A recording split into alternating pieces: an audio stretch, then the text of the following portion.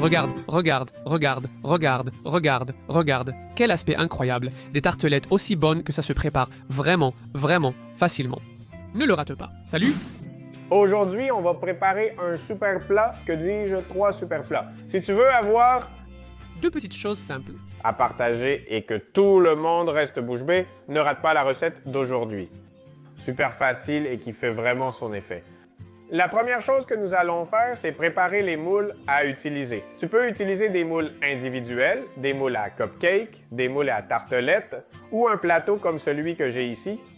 Comme tu vois, tout ce que je fais pour toi, Le préparer, c'est bien badigeonner chaque petit creux d'huile pour que le démoulage soit super facile ensuite. D'autre part, on prend un grand récipient et on met 2 bonnes cuillères de fromage à tartiner ou de fromage frais. On va bien le battre pour qu'il devienne encore plus crémeux, bien crémeux. Et ici, on ajoute 3 gros œufs de taille L, du sel selon votre goût, pareil pour le poivre, et s'il est fraîchement moulu, c'est encore mieux. Et on va mélanger encore une fois. On va bien fouetter pour que tout s'intègre. Alors, n'oublie pas de passer sur les côtés et le fond. Et oui, arrête de battre maintenant. 300 ml ou une tasse et demie de lait évaporé.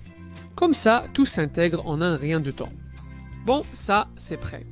Maintenant, ce que nous allons faire, c'est placer des feuilles d'empanadilla dans chacun des petits moules que nous avons dans le plateau.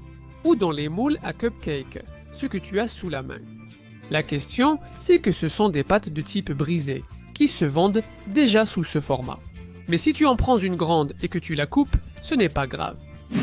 Maintenant que tout est prêt et que la petite crème est faite, il ne reste plus qu'à former chacun d'eux et tu verras que chacun aura une saveur différente. Plusieurs options pour un résultat toujours fantastique. On commence. Les 4 premières, je vais les préparer en mettant un peu de fromage râpé au fond. J'utilise du fromage type mozzarella, mais mets celui que tu préfères. Je vais ajouter un peu de surimi ou les bâtonnets de crabe classiques, comme ça, coupés en petits morceaux au fond. Un peu dans chacun. Un seul bâtonnet pour les 4 suffira, je pense. Pour donner une petite touche de saveur, on va mettre par-dessus un peu de la crème qu'on avait fouettée tout à l'heure. Alors, on prend une louche, et si tu veux, un peu plus dans chacun. Voilà, c'est en train de remplir. Ensuite, on met encore un peu du même fromage râpé, dessus ou d'un autre si tu veux varier. L'idée, c'est d'en mettre un peu pour que ça reste bien dessus, bien placé, et on décore avec une crevette. Voilà, une crevette, une gambasse, ce que tu as. Regarde comme ça a l'air frais, tout comme ce légume, l'épinard, tu ne vas pas croire à quel point c'est bon. Mais un peu d'épinards lavés au fond, puis un peu de jambon coupé en tout petits morceaux, comme ça. Ça donne un contraste incroyable. Un peu de fromage râpé, le même qu'avant. Je vais utiliser le même pour tout. Et un peu de cette crème qu'on a préparée, allez, on va garnir la tartelette. La même chose avec les 4, logiquement. Maintenant, on va les couronner comment? Aussi avec du fromage. Voilà. Une petite quantité sur chacune, pas trop. Un peu d'épinards. Voilà. Ça aussi sur les 4. Et un peu de jambon comme on a mis à l'intérieur. Comme ça, c'est parfait. Quelques petits morceaux, pas besoin d'en mettre beaucoup. Garde à l'esprit que c'est salé et on ne veut pas que ça domine trop. Une petite touche de fromage dessus et c'est prêt. Allez, la 3e. Fromage au fond, un peu plus de quantité, une bonne quantité. Parce qu'on va faire celle au fromage et au bacon. Donc, dessus, du bacon coupé aussi en petits dés. Allez, on met tout dedans, on va couvrir avec de la crème. C'est délicieux. C'est facile et ça se prépare très rapidement.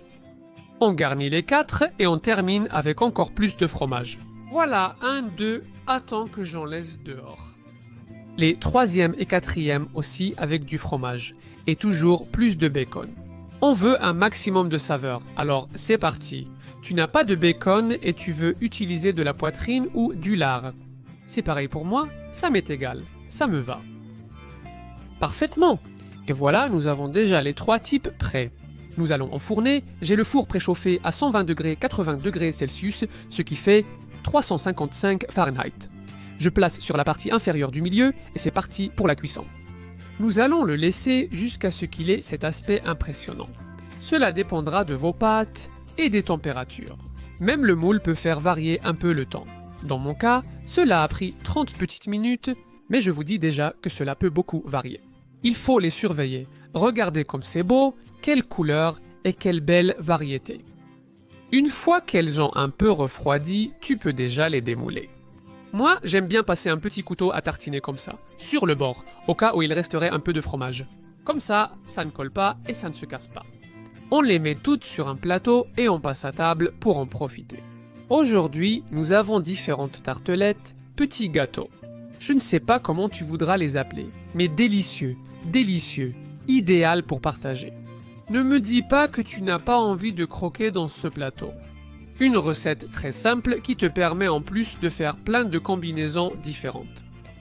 Regarde comme ça a l'air bon, une petite bouchée qui va te sembler insuffisante, parce que tout de suite tu auras envie d'en reprendre encore et encore.